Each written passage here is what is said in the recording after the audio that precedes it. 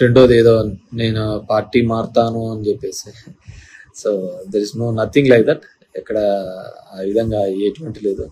నేను ఆంధ్రప్రదేశ్లో రాజకీయం చేసినంత కాలము కూడా వైఎస్ఆర్ ఫ్యామిలీ వెంబడే ఉంటాము, వైఎస్ఆర్ కుటుంబంతోనే ఉంటాము. దిస్ ఇస్ ఇప్పటి నుంచి కాదు, మేము 35 సంవత్సరాల నుంచి కూడా ఆ ఫ్యామిలీ, ఆ కుటుంబం వెంబడే ఉన్నాము. ఎటువంటి పదవులు లేనప్పుడు ఉన్నాము, వాళ్ళు కష్టాల్లో ఉన్నప్పుడు ఉన్నాము, ఇబ్బందుల్లో ఉన్నప్పుడు ఉన్నాము.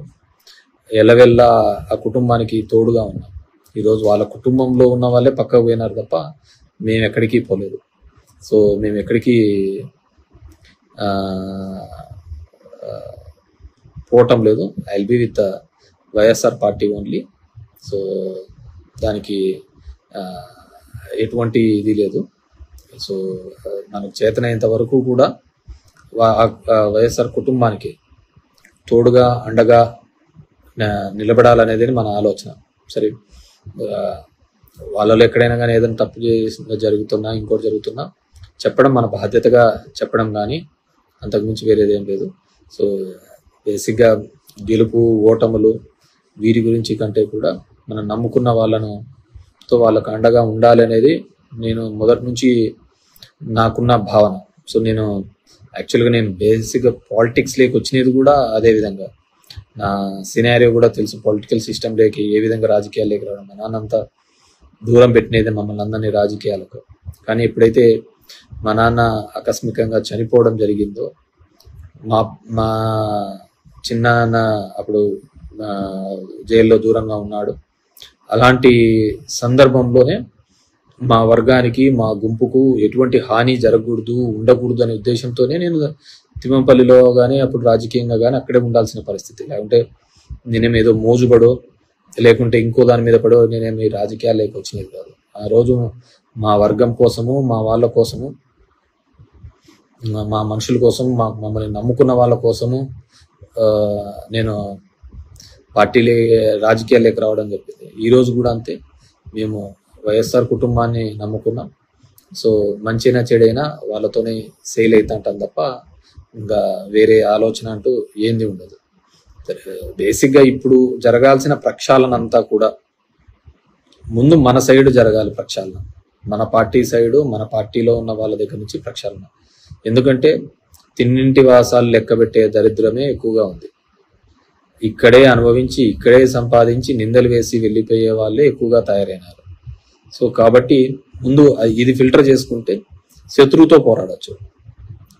సో ముందు మన దగ్గర ఉన్న ఎదవల్ని తరిమి కొట్టి, మన దగ్గర ఉన్న మోసం చేసే వాళ్ళను తరిమి కొట్టిన తర్వాతనే మనము శత్రువు మీద ఈజీగా కొట్లాడచ్చు.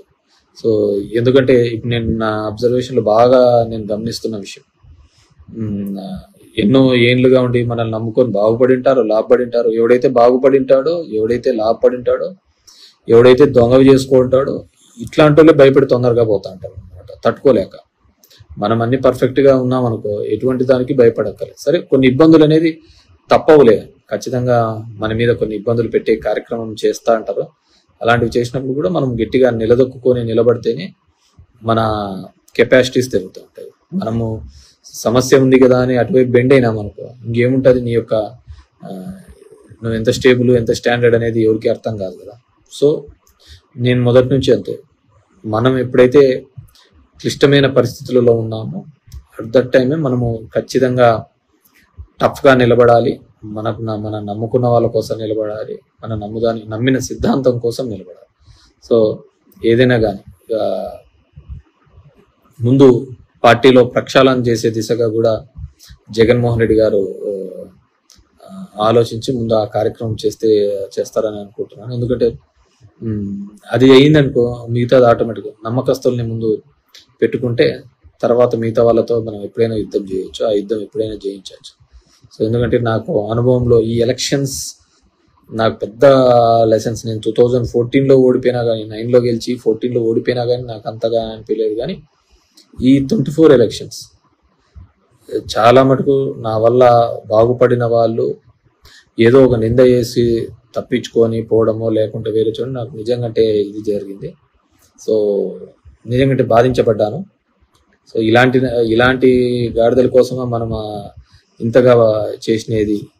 అని నా దగ్గర ఉన్న కొంతమంది నాయకుల్లో చేసిన పనికి బాధించబడడం జరిగింది. End of the day we have to see public దానిలోకి మనం మంచా ఇది మంచా అనేది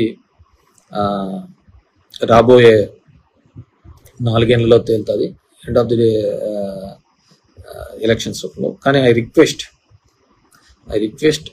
our party president Jaganmohan Reddy గారు డెఫినెట్గా తిరుమలకు వెళ్ళి అక్కడ ముక్కొని వచ్చి బయట ఆ ఛాలెంజ్ని స్వీకరించి చంద్రబాబుకు ఒక పెను ఛాలెంజ్గా చేస్తే డెఫినెట్గా కూడా మీ మీద పన్న నింద అది ఒక జగన్మోహన్ రెడ్డి మీద పన్న నింద కాదు, పార్టీ మీద పన్న, మన ఆలోచన విధానం మీద పన్న నిందగా భావిస్తున్నాం. కాబట్టి డెఫినెట్గా ఆ విధంగా ముందుకు వెళ్తే బాగుంటుందని చెప్పేసి కోరుకుంటున్నాను.